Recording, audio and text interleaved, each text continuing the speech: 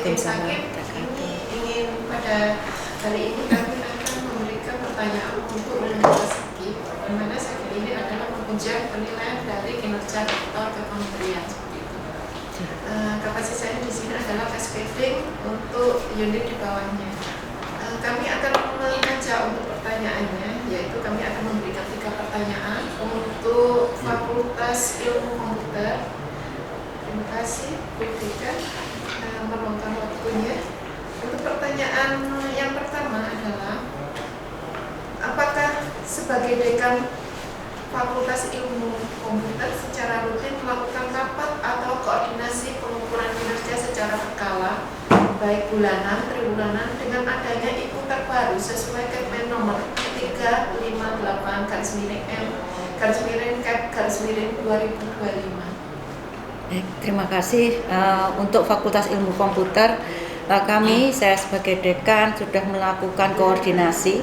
Jadi kami selalu melakukan koordinasi berkala setiap minggu dengan Sewadek, 2 minggu sekali dengan Korprodi, dan 1 bulan dengan Tendik. Dekan selalu bekerja sama dengan jajarannya. Kami membagi di sini di dalam monitoring ini, untuk bidang 1 dikelola oleh Wadek 1, Wadek 2 untuk bidang 2, Wadek 3 untuk bidang 3.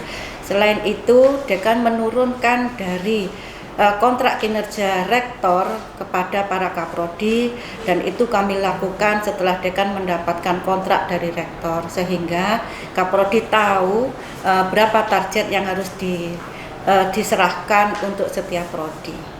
Baik, terima kasih. Terima kasih. Untuk pertanyaan yang kedua, bisakah Ibu Dekan memberikan contoh data yang Anda anggap relevan dan bagaimana data tersebut digunakan sebagai capaian IPU dari Fakultas Ilmu Komputer? Salah satunya mungkin kami jelaskan, saya contohkan di IKU 5, bidang kerjasama, di mana kalau Sikoja yang sekarang tahun 2026 lebih berdampak dan berkelanjutan, karena di dalam kerjasama tersebut sudah ada tambahan luaran, salah satunya publikasi, YouTube dan sebagainya. Di sini saya melihat di IKU 5 ini salah satu contohnya akan memberikan dampak yang baik untuk fakultas, akan meningkatkan kerjasama oleh Bapak Ibu dosen, dan kerjasama ini tidak hanya dalam bentuk laporan tetapi juga dalam bentuk luaran. Nah, selain Bapak Ibu dosen juga para mahasiswa, ini berdampak pada publikasi Bapak Ibu dosen, publikasi pada para mahasiswa, dan ini yang akan meningkatkan capaian kinerja di Fakultas Ilmu Komputer khususnya dan untuk UPN pada umumnya. Ini salah satu contohnya.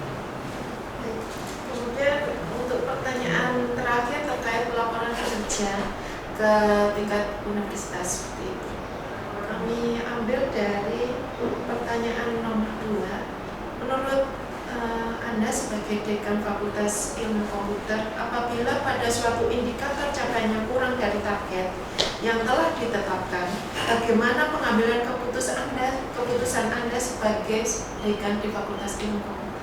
Baik, jika salah satu indikator kami kurang, misalnya kalau di Fakultas Ilmu Komputer itu target untuk fungsional dosen, misalnya lektor kepala. Sebenarnya setiap awal semester Wadek 2 akan melaporkan ke dekan, kami rapat memetakan fungsional semua dosen.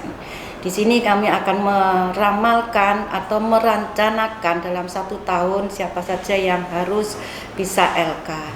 Jika kemudian di dalam pelaporan terakhir Sikoja kami masih tetap kurang, maka kami tetap melakukan monitoring dan rencana untuk tahun depan sehingga target itu bisa tercukupi. Alhamdulillah di tahun ini target profesor atau guru besar akhirnya Fakultas Ilmu Komputer yang selama ini tidak pernah tercapai, akhirnya tercapai karena kami semua berupaya agar salah satu dosen yang memang kami rencanakan untuk menjadi guru besar akhirnya tercapai di tahun ini. Itu yang bisa saya sampaikan.